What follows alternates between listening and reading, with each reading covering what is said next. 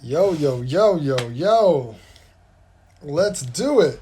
What's good, everybody? It's your boy Vixon J, and I'm here to talk that shit. Uh, hope everyone's doing Gucci. Another day of quarantine. Thank you all for being here. Just want to remind you all that the live show is coming up on September the 5th of this year. So please copy tickets. The link in the bio of the IG page. You can find the tickets absolutely free.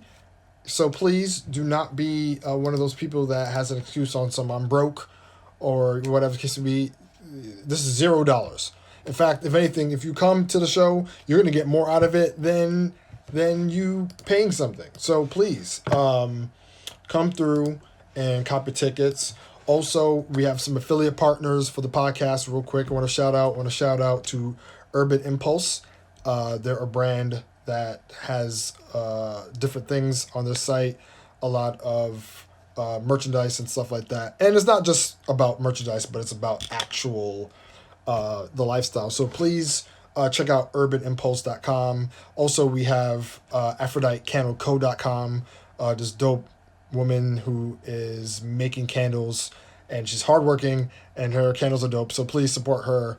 Go to her website and check those out. And you could use the code SIPOD10, that's SIPOD 10, to get 10% off of your order on those websites. They're affiliate partners for the podcast. They're really dope. So please do your pockets a favor and go support the brands. All right. Yeah, so a lot of things to talk about. Just going to dive right in. As I said, I know I was running a little behind. Thank you for joining.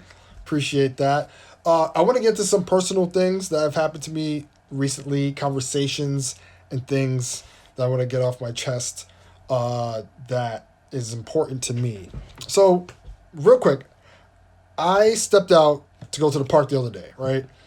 I saw my homeboy there from high school. We were catching up. It's been a while.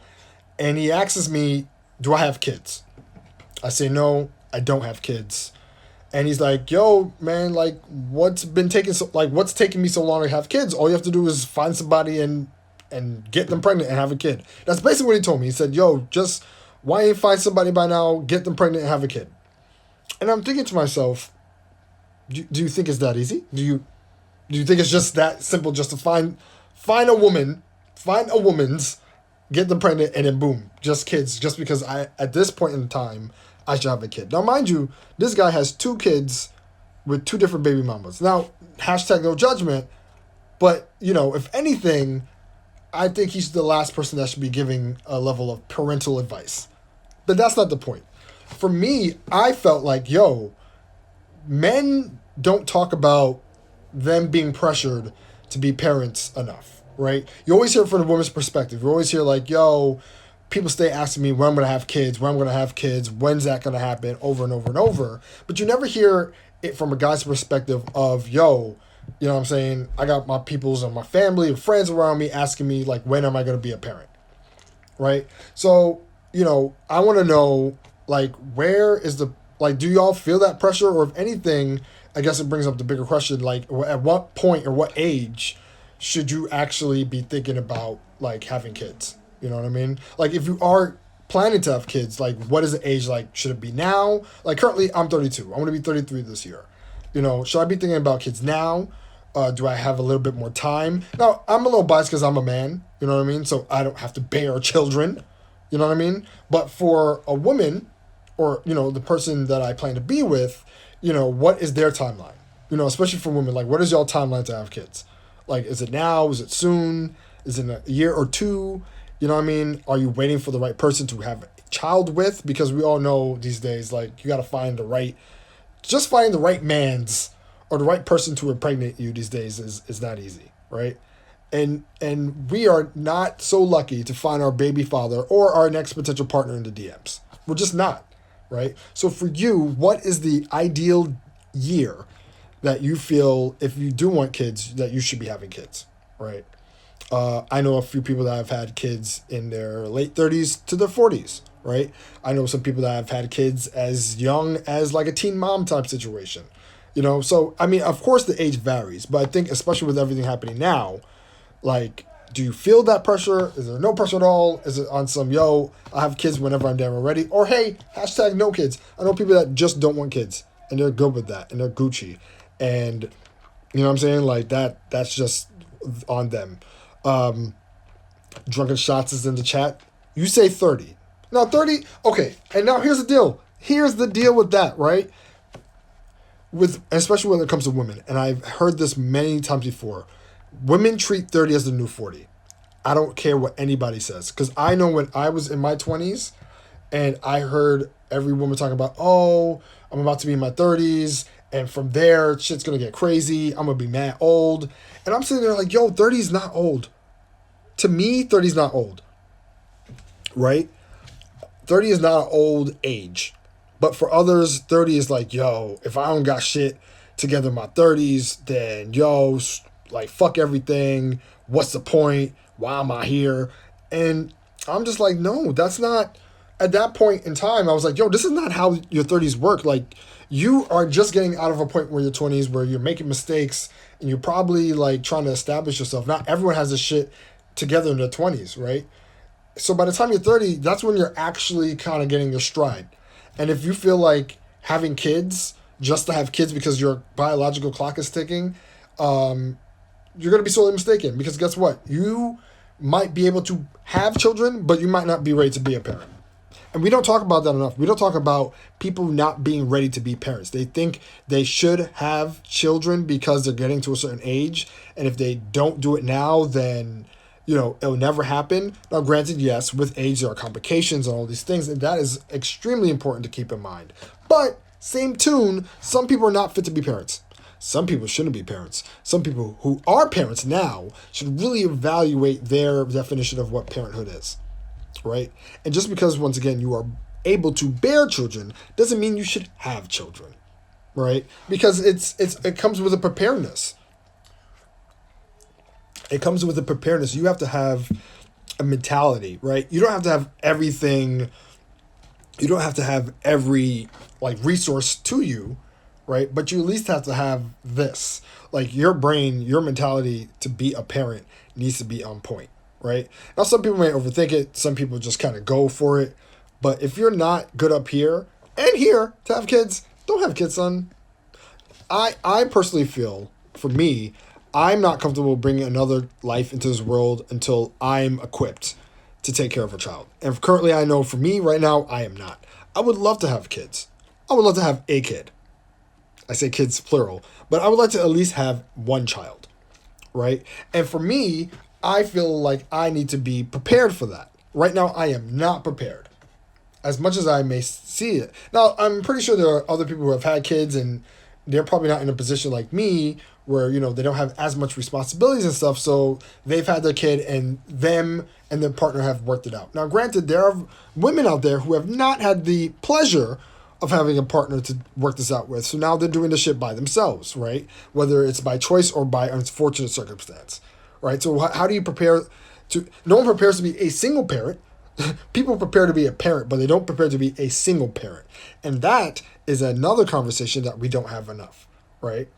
What happens when you are in a single parent situation and now you have to navigate life that way? Right? Especially when it was unexpected, out of the blue, you had a plan and then the other person decided to bail. What do you do then? Right? Because at this point, you don't have any other choice unless you're going for abortion or something like that. But at that point, you don't have a choice. What do you do when you are now the single parent in a situation? Do you have a support? Do you have people around you that can help you with that? Do you have a village, right? We talk, people have mentioned villages. Do you have a village of people that can help you raise your child? Because if you don't, I'm sorry, mama. I'm sorry, papa. This is not going to work. This is not going to end well for you. It's not. There's going to be extreme struggle. And I would never want to put my child in a position where they're going to have to struggle based off of my decisions, right? I would rather be fully equipped enough, or at least equipped enough to bring a child into this world and then do everything in my power to take care of them than just say, yo, I had a kid just the sake of having a kid, and now I get to show off my baby shower and all this shit for social media and for the likes. That's just me. Some people may do that for themselves, but for me, I can't do that. Now, speaking of the likes, right?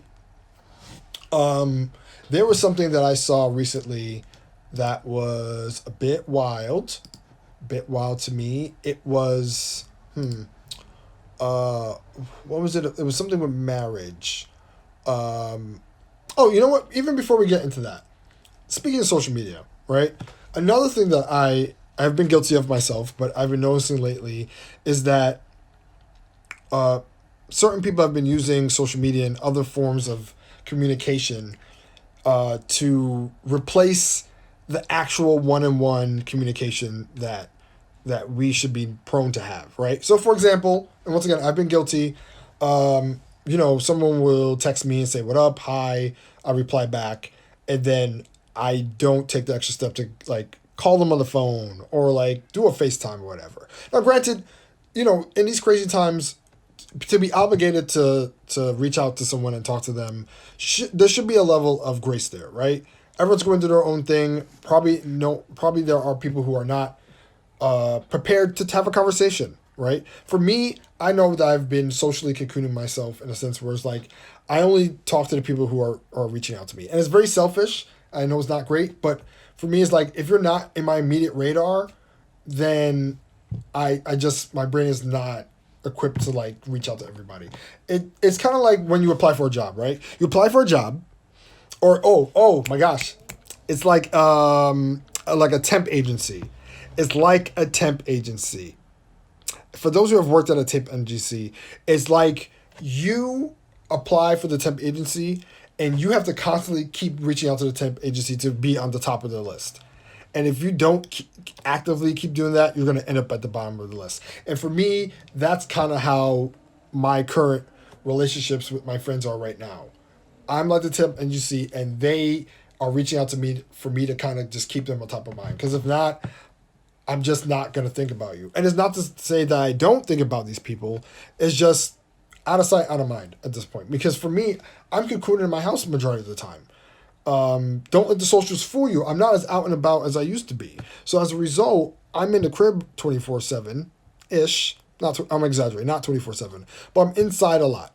So, in a sense of thinking about people or whatever, I'm just not there. So if you're really cool with me, you'll reach out to me. And of course, I'll receive it. I'm not going to just be on some, like, ghost shit. Like, I'll receive it, and then we have a conversation. And then hopefully that'll kind of put on the training wheels for me to get back into a social state of reaching out and talking to people and communicating properly. But with that being said, you can't expect, like, you throw a like on Instagram or you shout somebody out through a story or you double tap a photo, expect that to be appropriate lines of communication, right? And then when it comes down to actually talking to the person, is radio silence. You can't, like, we tend to replace that. Like, yo, I liked your tweet, or yo, commented on your picture. Like, yeah, I just talked to you the other day. That's not really talking. That's engaging, right? It's not talking. It's not actually talking. It's not picking up the phone and saying, yo, what's good? How you been? What's going on? It's just different. You know what I mean? And I think we tend to hide behind our social screens and say, hey, I sent you a DM the other day. That was us talking. No. And then they're the same person that says, yo, yeah, we talk every day. No, you don't. No, you don't. We don't talk every day. I know there's people that I do that to, and I can't successfully say that we talk every day. We just don't. There's people on my phone right now. We play like, iPhone has these mobile games. We play mobile games all the live long day. There's this one person that I can think of specifically. We play this one game. I have not talked to this girl in how long? And that's for other reasons, but I can't successfully say, oh yeah, we talk every day. Yeah, I just talked to her the other day, because I did not. I've not physically picked up the phone and said, yo, what's up? How you been? How's life? Because for me, once again, I'm in a cocoon and I'm getting myself out of it. And on top of that, it's like, for certain people, I'm just not in a position or comfortable to actually converse with them, right? That's just me. But no one believe, if you do hit me up, I will get back to you, right? And if anything, I will understand, like, all right, you value that relationship, or you value that importance of communication, and I will feel more inclined to reach out to you, and that kind of build that rapport. But sometimes people get busy, people get caught up in their own shit, people go through some type of mental anguish. Like, you don't know what's happening on the other person's end. So if they're not reaching out to you properly, don't take it personally. And on top of that, use your fingers to dial a number for once, and not just be one way around, right? Because you don't know what's happening on the other person's end. You don't know what's going on in their life. You don't know what they're handling. And we only assume, all right, just because they saw my DM on Instagram, that they are active and that, they're capable of, talking, or whatever the case would be. And it's like, sometimes it's not always like that. Our brains only operate in this way where we only could receive things so efficiently, right? So just because I see your DM and you read it as seen doesn't mean I'm in a space right now to be ready to talk to you and have a full-blown conversation or anything like that, because my mental is just all over the place, right? So the same way I'm saying it on one end, I have to react that way too. I have to understand that, if I haven't heard from somebody in a while, and for me, I usually reach out to people when I think about them. Like, if I think about somebody and, they're on my mind, I'll shoot a text like, hey, cross my mind, how you been, whatever. But these days, I've just been in such a social cocoon. And not to say like I'm doing anything extremely important, but for me, it's just like I kind of get stuck in my space, and it's kind of hard to break out, right? But if you reach out to me, I'm absolutely gonna hit you back, because now you're on my radar, right? And for some people, you just have to get on their radar, and for them, that will kind of shake that level of communication. Someone had to call me out on that recently. Now, in the sense of friendship, I know I talked about this in a couple of podcast episodes back. It's like, right, especially with what's happening now, yes, not everyone's going to be as responsive or active and stuff like that. We have to give ourselves or give each other a little bit of grace, where there's so much shit going on, right, that you're not always going to hear from that person all the time. But in the same tune, if, you do value your relationship or friendship with that person, then I think it's in your best interest to do your best to give the same amount of effort that they're giving you, right? If they're constantly hitting you up and you're not hitting them back or whatever, that's a little messed up, right? Now, granted, once again, we're not obligated to, but you at least do your best. Shoot a text. Hey, so sorry I've been MIA, but I'm here. I'm well. Hope you are too. That goes a long way, right? It doesn't have to be, yo, I've been going through the most, and damn, you just don't understand, and I can't talk to you. It don't gotta be all that. Just a simple, hey, I saw your text the other day. I'm so sorry. Or saw your text the other day. I am good. Thank you for reaching out. I'll do my best to get back to you when I can. And that small line goes a long way. And I'm talking to myself. I'm not just talking to y'all. I'm talking to me too. That's something that I personally need to do on my own. And it all depends on the person too. I can't just do that with everybody. But once you take it one step at a time, then that communication is going to get better. For some of us, there's people that we talk to every day and it gets tiring and exhausting. And there's others that we don't get to talk to all the time. And now we're trying to build that rapport back up. You know what I mean? I'm just telling you, from March to now, I've changed in so many ways. It is up, it is down, it's a roller coaster, it's a stock market chart. Like, sometimes I'm up, sometimes I'm down. Sometimes I feel motivated to take over the world, and other days I just want to sit in bed and fucking sleep. It's a whole toss-up, right? So I know other people out there are feeling the same way. So when it comes to communication, when it comes to that, just give people grace, give your own self grace, and realize that, if you're not in a space to talk, you're just not in a space to talk, and that's cool, right? Don't shame somebody for not hitting you up in a while. Especially if, once again, you don't know what's going on there and you don't know what struggles they're going through, stresses. Like, be kind. This is a time to be kind to one another, right? And not put that pressure of like, yo, we used to talk all the time and now I don't hear from you. Like, what up? Like, I thought we were friends. No, yes, once again, in the sense of a friendship, that is a drastic change. But once again, a whole ass pandemic is happening, right? So you just have to be a little bit more mindful of people's situations and kind of to that, all right, I haven't heard from them for a while, but I hope they're okay. And if I do reach out to them, I'm trusting that they'll get back to me at some point in time. And you know, even if that's the case, if there is levels of signs of life on social media, then just take it as such. It's like, all right, they're probably not ready to talk to people, but at least their hearts are bumping and they're able to be active posting here and there. And for me, I just take it as, all right, cool, you're just not ready to talk, but you're still active, I'll take it. So that's just more of a PSA, FYI, when it comes to quarantine. Because once again, this is going to be life for the rest of the year. And especially in the next coming months when shit starts to get cold and we're not going to be outside as much, like it is going to hit people hard. And from what I've been feeling outside thus far, like it feels like it's going to be a very cold winter. Like we are just finding some cool weather and it's August. You know what I mean? So once again, just being kind, being mindful, and just being giving people grace to the fact that we're all going through our own stuff. You know what I mean? So let's get to the more spicy topics, because there's some spicy topics that I want to address. The first thing I want to address is this one. I don't know if you some of you have heard about this. There's a series on OWN called Black Love. And there's this couple called Todd and Alicia Taylor. And in this clip, they talk about how they went through a lot of relationship issues in the past that really challenged their relationship. One of them being that the guy, Todd, he was involved in like a murder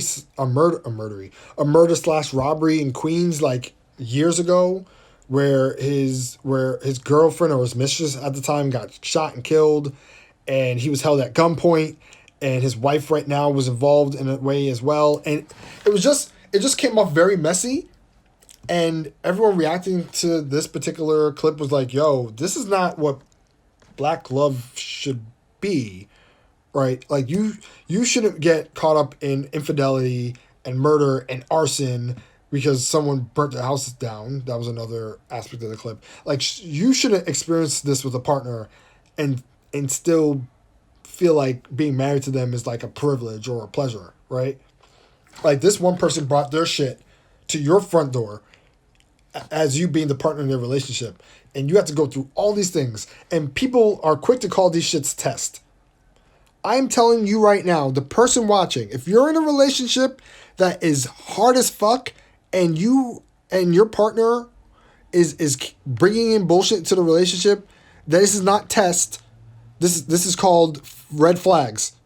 People treat red flags as test in relationships.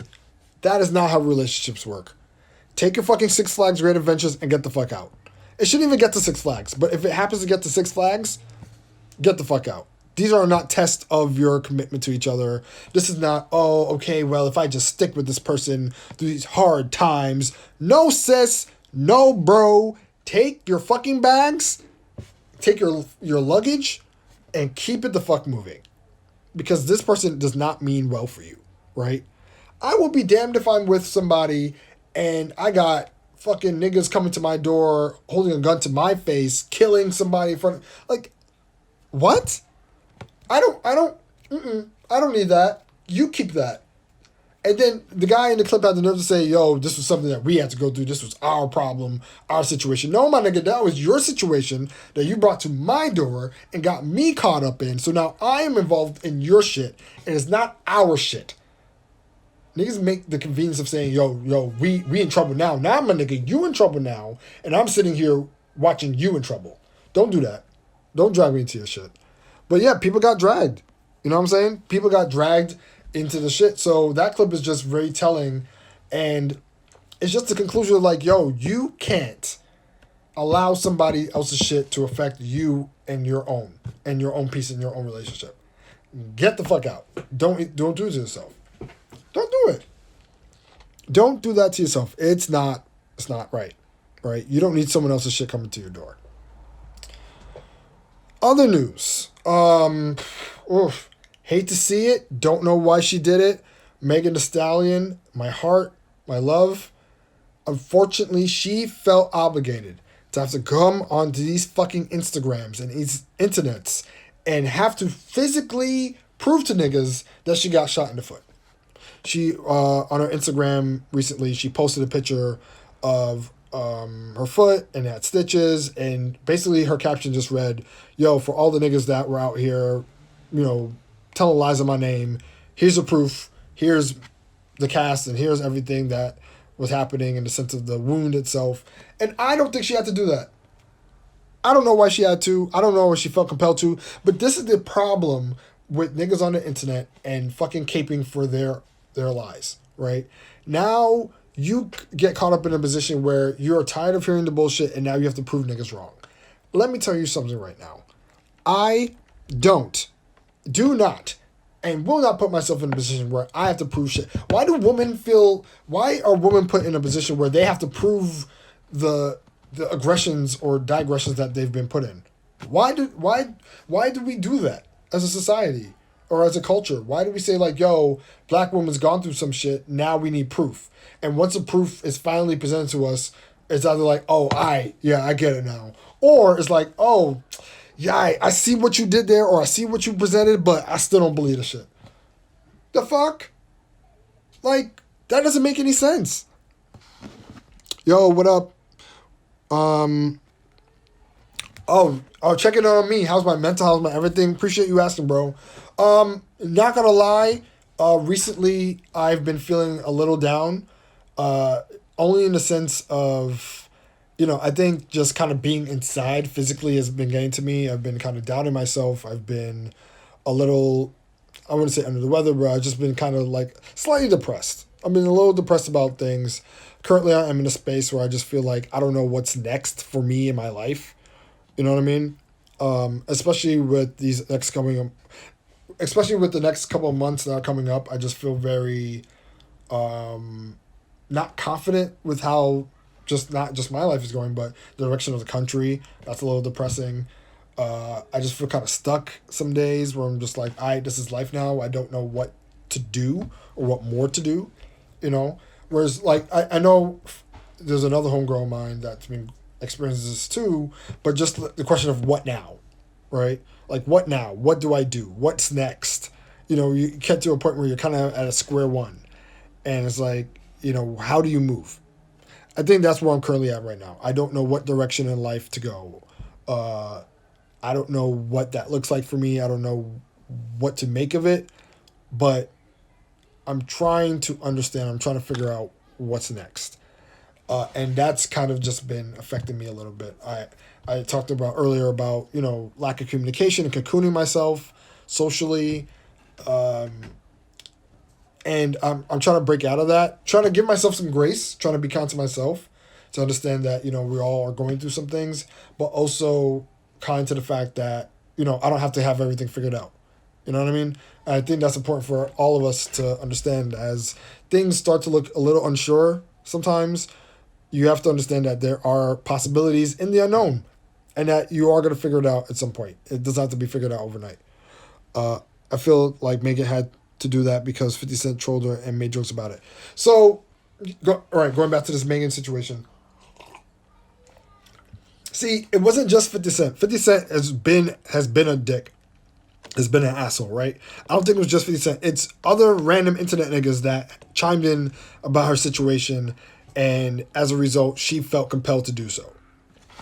Once again, I don't think she had to do it. I don't know why she felt like she needed to. I understand why she did. I really wish that she didn't have to feel compelled to do that to prove a point. But once again, the internet, unfortunately, can be an ugly place where people's criticisms, after a while, just kind of pile up on you, right? And you want to feel compelled to, like, finally get the truth out there so people can shut the fuck up. But knowing the internet as they are, some people will and some people won't. So I would just say that Megan should have just rolled with the punches and just said, yo, whatever y'all want to believe, y'all can fucking believe and keep life pushing. That's just personally what I think she should have done. But she wanted to put it out there, so yeah. Okay, so G-Money, you ask, as a podcaster, I want to know from your perspective as a creative, how did I gain ownership of the show?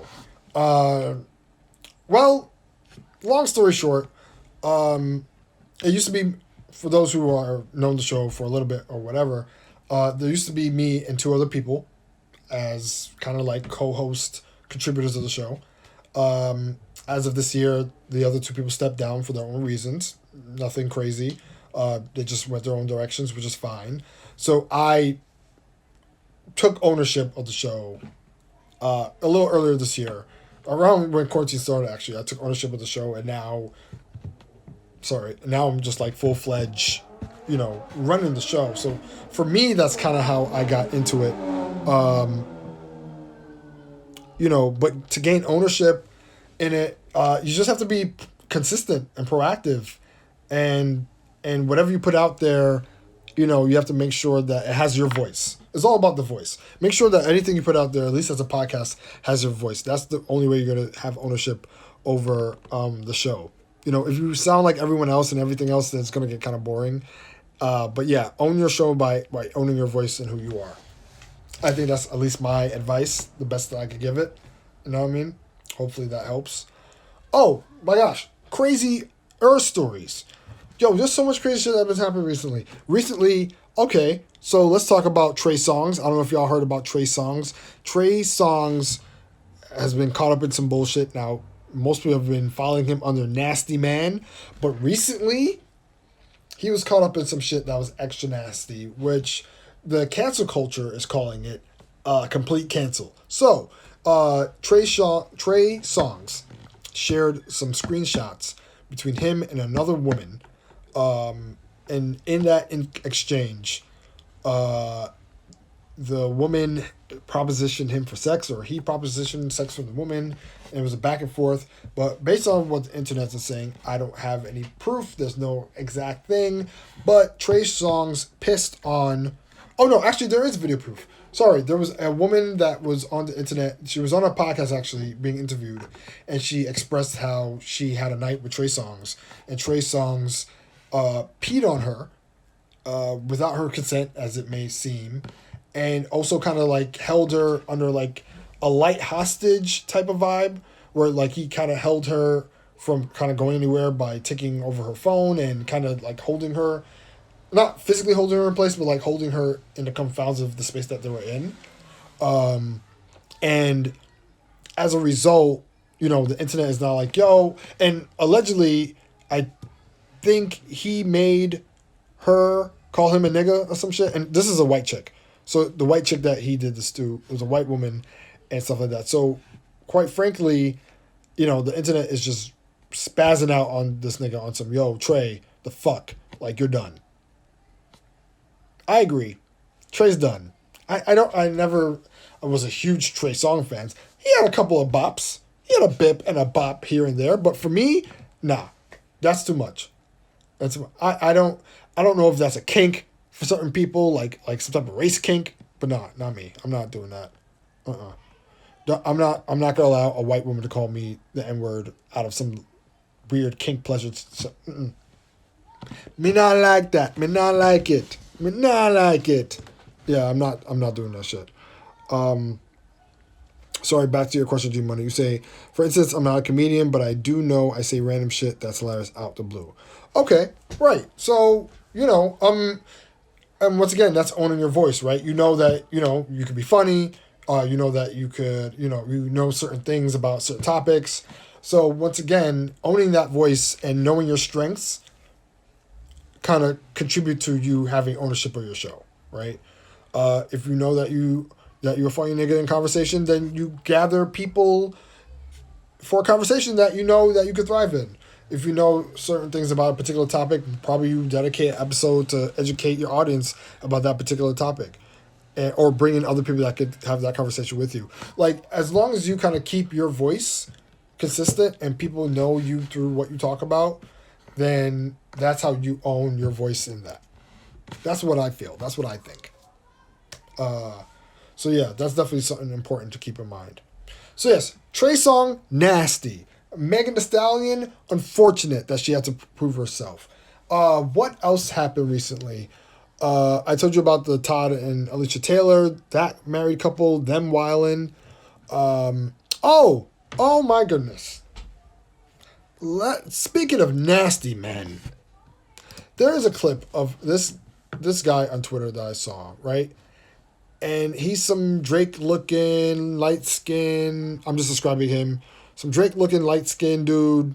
That he's talking about. Oh, how I would like.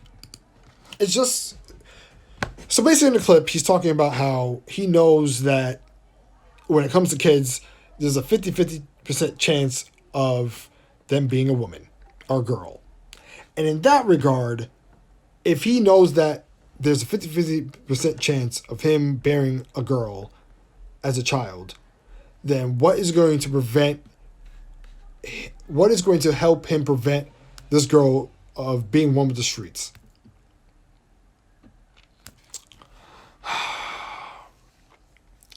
Yeah, all right, let me address you, G Money. So you say another person that needs to be on cancel culture avenue is Kanye. For example, I don't have the same story of police brutality, but I do know what it was like to be racially profiled. Right. Okay, so yes, Kanye is on the cancel train. He needs to go to the last stop.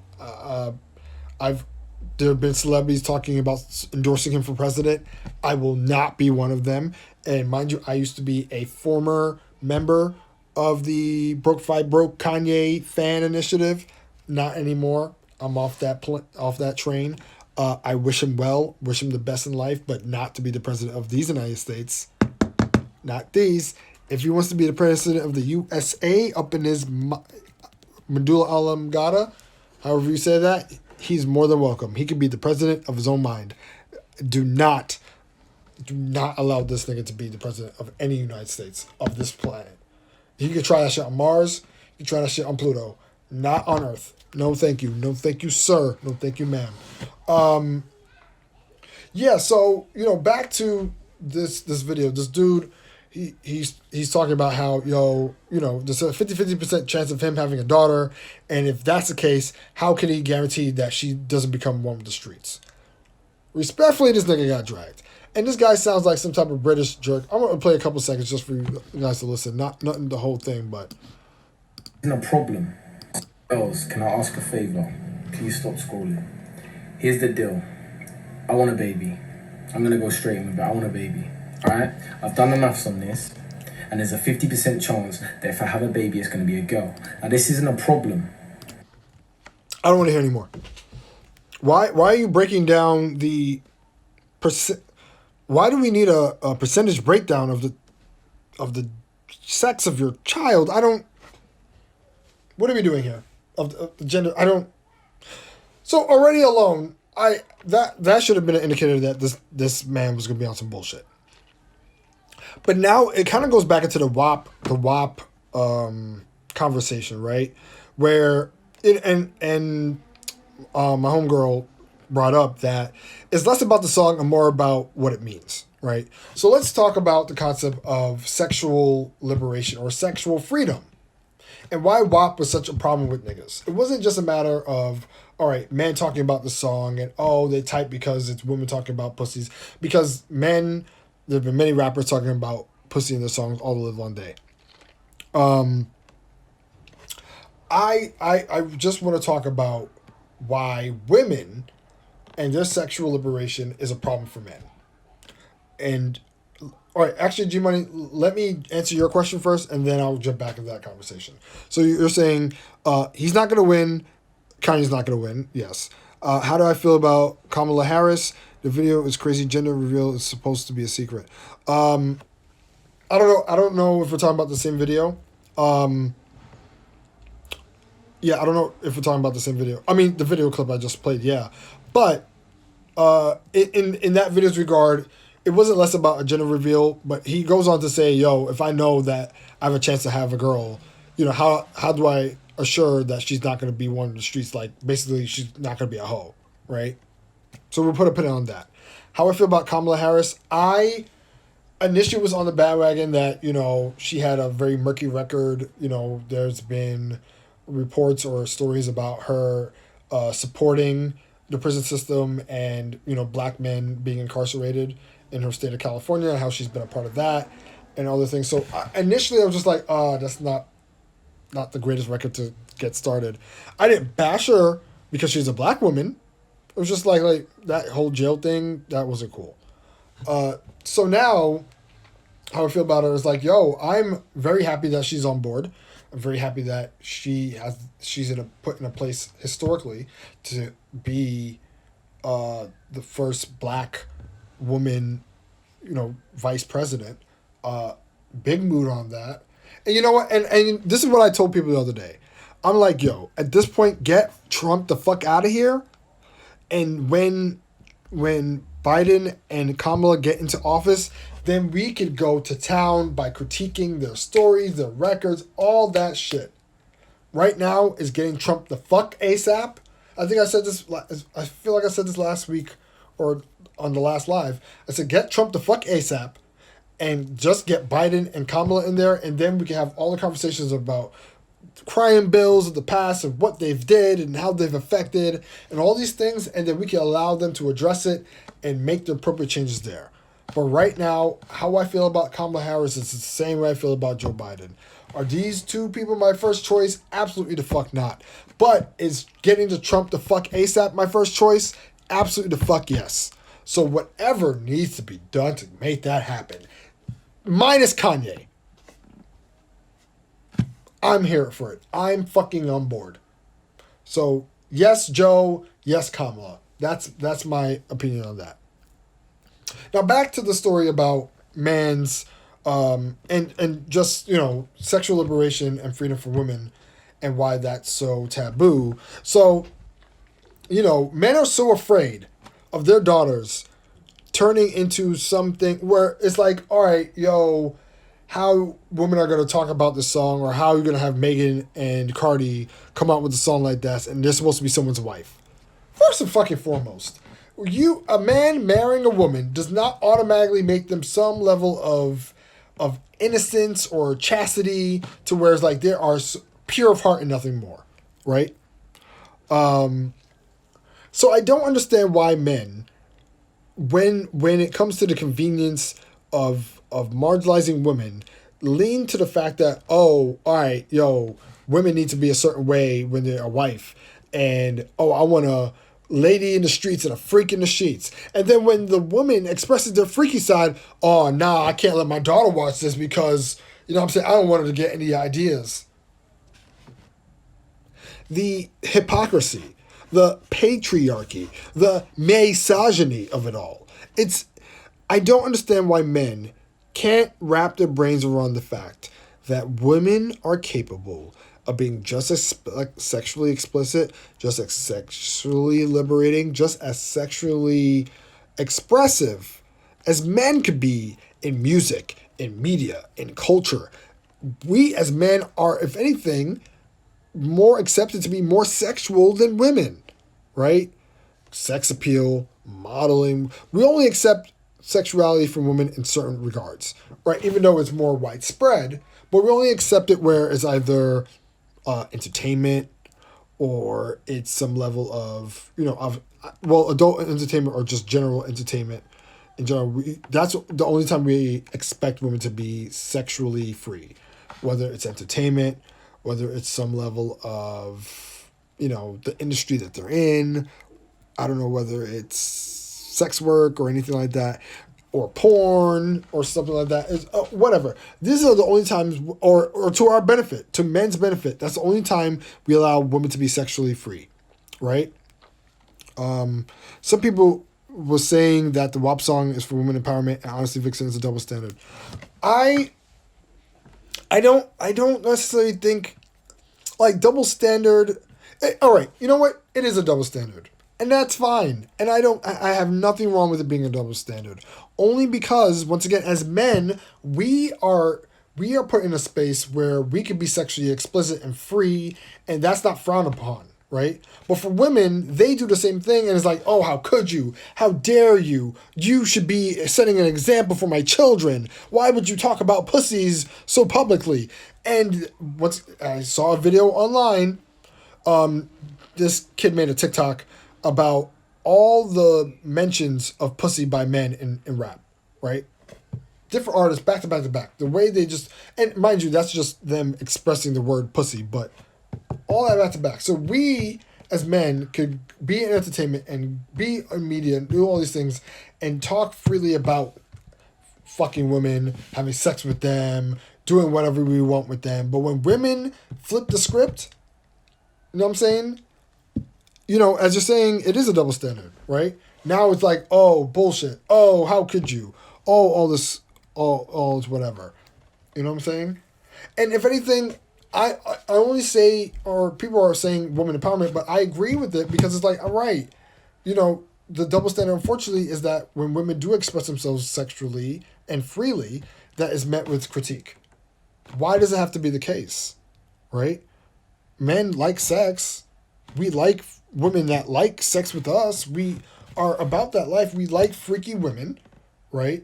There's nobody on these interwebs that could state otherwise. Men like a freak, quote unquote. We like women that know what they want in the bedroom. We like women that know what they are to expect from us and from them. Us men like that shit, right? But the problem is we don't like it publicly. We don't want our girl to show the world that, you know, our freaky side. We only want that reserved for us, right? But in the meanwhile, we get expressed like, yo, I'll let my girl do this. I'll let my girl to be that. The statement doesn't go a gentleman in the streets and a freak in the sheets. It doesn't go that way. It's only reserved for women, right? Because there has to be a level of social chastity that women have to fall into for us to feel comfortable. And when women don't fit that mold, then it's like, oh, how could they? Oh, whatever. I'm not expecting Megan and Cardi to fucking raise my kids and them to be the shining example of what womanhood's supposed to look like in that regard.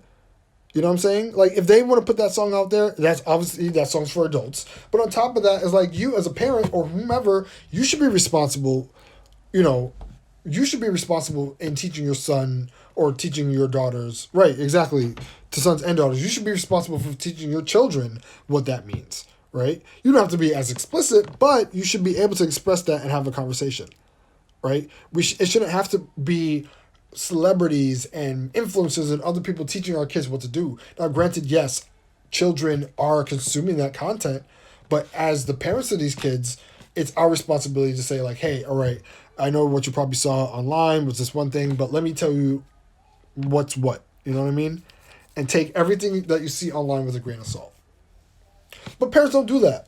There's some parents that are just too lazy. Some parents that don't want to have that as a conversation. So now they see some people like Megan and Cardi coming out with a song like this, and I was like, how could you?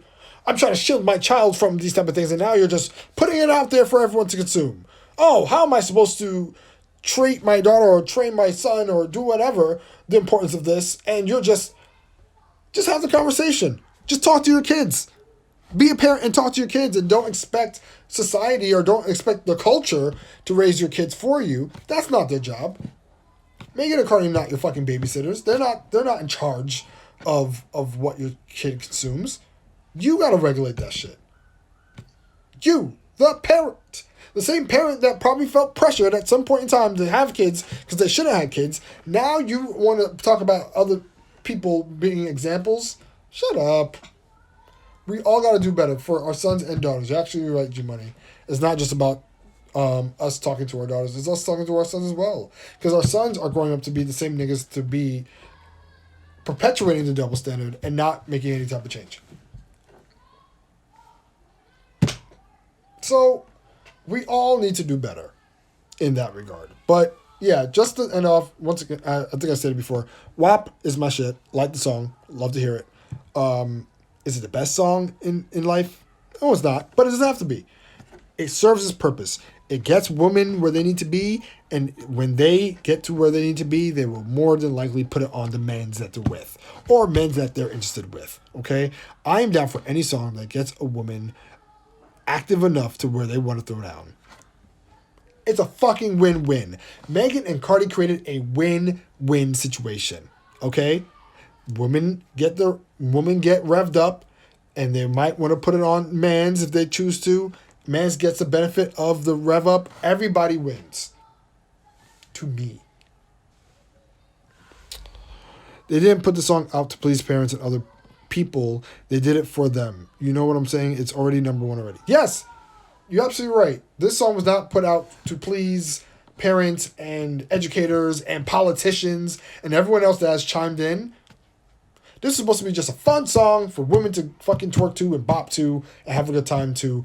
And if they feel freaking enough, my nigga, mans, I'm about to put this shit on you. It's a fun song for the summer. Why is everyone getting up in arms? And as we talked about in the last live, Cardi and Megan are not the first women rappers to do shit like this. There's been other women rappers in the past that have talked some freaky shit. So miss me with the nonsense. I don't want to hear about it anymore. Honestly, I'm very glad that it got number one. As I said, the song's a whole mood. But I don't want to hear any other mans talking about it in the sense of like, oh, blah, blah, blah, and have critiques and things shit to say. I'm tired. Don't want to hear it. There was another topic that came up that I had on my list. I don't know if y'all heard about this, but there are these two female rappers that go by Light Skin Keisha and Mulatto. I've never heard of them before. I'm just generally asking, what do y'all feel about these stage names real quick? Light Skin Keisha and Mulatto. Do y'all feel it's... do y'all feel like it's crazy or... okay. Gotcha. Do y'all feel like it's crazy? That's my pops just now. Do y'all feel it's crazy? Do y'all feel like it's what the F? Like, why are y'all calling yourselves Light Skin Keisha and Mulatto? Like, I don't know. I don't know. It's weird. It's weird. It's a weird one. I saw this and it's like, why would these two women call themselves that? I don't know. How do I feel about songs that is number one, even though some might be trash? I think it has to do with the fact that we were going through dark times and the shooting of George Floyd and the others. To be honest, like, yes, I think everything after what happened in June with George Floyd and Breonna Taylor and all the other victims, I think we are constantly, even to this day, I know there's people that are probably still affected by these incidences, but I think to this day we're all looking for some level of happiness and entertainment and content.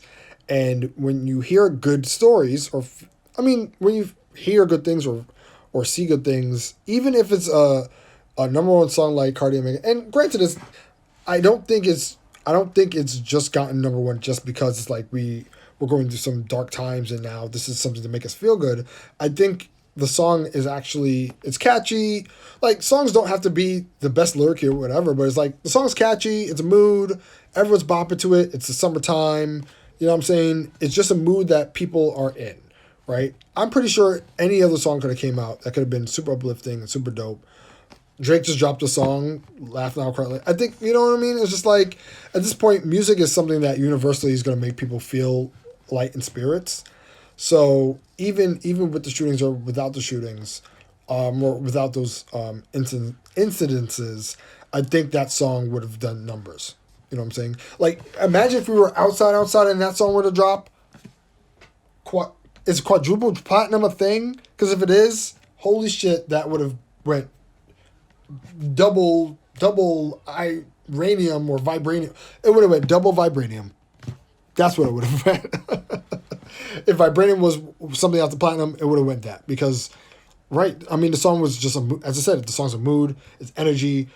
You're going to have women twerking on each other or some type of wild shit that men like to see. And then it would have just escalated into just a whole thing. So, you know, I think particularly now because we are mainly inside, or for most of us, we're inside as much. Sorry. We're inside as much as we can be. You know, I think that's why the song got as much notoriety as it did. But at the end of the day, you know, I just feel like if it makes you feel good, then it's gonna make you feel good. And you're gonna vibe to it. You're gonna rock with it. I'm already following Light Skin Keisha on Instagram, which is crazy. WAP got so many streams right now. It's full of listeners. It sounds like competition double vibranium. Yeah, man. Like, I back to Light Skin Keisha and Mulatto. I don't know who these women are. I guess they're rappers. But I mean, it's weird. They're weird names. There's weird names. I mean, especially now that we're very color conscious. I feel like these are very like shocking names to come out with like on some whoa the fuck like light skin mulatto. It's like somebody coming out and calling themselves Coon. Like, yo, I'm Lil Coon, what up? I'm like, excuse me? We already have Terry Crews for that. We don't need Little Coon. That's weird. Or like, oh, like Young Sambo. Like, let's say somebody came out and was like, yo, my name is Young Sambo, what up? Like, excuse me, what the fuck? The fuck? Do you know what that means? Do you know what you're saying, person? You know what I'm saying? I think we would all very much be very upset with somebody using that, right? So I think in the same way people are responding to this light skin Keisha and mulatto thing on some, yo, like y'all really out here calling yourselves that and that's supposed to be cute. That's what I'm seeing it as. So I don't know how people are actually responding to it. It just doesn't seem to be being responded well. It's just a weird thing to call each other. It's weird. And just to wrap up, because I know this is going to wrap up in a couple minutes, but for those, I mean, nowadays, as everyone is also sensitive, light skin mulatto. Yeah, I mean, yeah, sensitive or not, but it's still weird. To me, it's still weird. I'm not even on some sensitive type shit. It's just like, y'all couldn't choose better names. Anyway, that's just me. Now, last thing, I don't know if y'all been catching up with the DNC, the Democratic National Convention. I know I like talking ratchet shit on here, but, we can talk some real shit. For those who have been watching the DNC, the Democratic National Convention, it's been pretty good so far. The speech by Michelle Obama, really dope. I didn't get a chance to watch the full thing. I want to watch it again, but the energy that she put out there, really inspiring. There was some interesting moments, but for the most part, what do y'all... All right, real quick. Are we voting in November or not? I know we talked about Kamala earlier, but are we voting or not? Or are we doing voter shame, right? Because one of the major topics I've been hearing lately is like, yo, I don't feel like voting. Fuck Biden. Fuck Trump. I'm not here for none of these niggas. I don't care. I'm good. And my opinion is, once again, and I said it earlier, get Trump the fuck ASAP. So I'm not here for the no voting. I understand why people don't want to vote. I get it. I really get it. But I just don't, yeah. If anything, let me know what y'all think about voting in the comments below. The live is about to wrap up, so I just want to say real quick, thank you all for joining me. I really appreciate it. Make sure to check out the tickets for the live show in the link in the bio on IG. Make sure to follow the affiliates. That is Urban Impulse and Aphrodite Candle Co. Make sure to follow on here on IG and on Twitter at SI__podcast. Have any questions for the show? Have any advice that you want from me on an episode? Email sophigpodcast@gmail.com. Make sure to email that and I will get back to y'all and I will answer any questions, or if you have advice, I'll answer that on an upcoming episode. Once again, live show is coming up on September the 5th. September 5th. Wow. September 5th. So make sure to get your tickets for that. Real quick, you say, G-Money, that you're voting. The thing is that is an irresponsibility thing worse than Diddy holding back the black vote. Yes, I agree. So everyone should vote. I see you coming in. I'm about to wrap up. But please catch me next week on a live. Or, if y'all want to holler at me in the DMs on the podcast, just DM me, say what up, say hello. You know what I'm saying? I'm here. And as I said, if y'all have any questions, DM me or email at sophigpodcast@gmail.com. And we can chop it up there or anywhere that you want. All right, y'all. Until next time, I'll catch y'all later on this thing. Latest.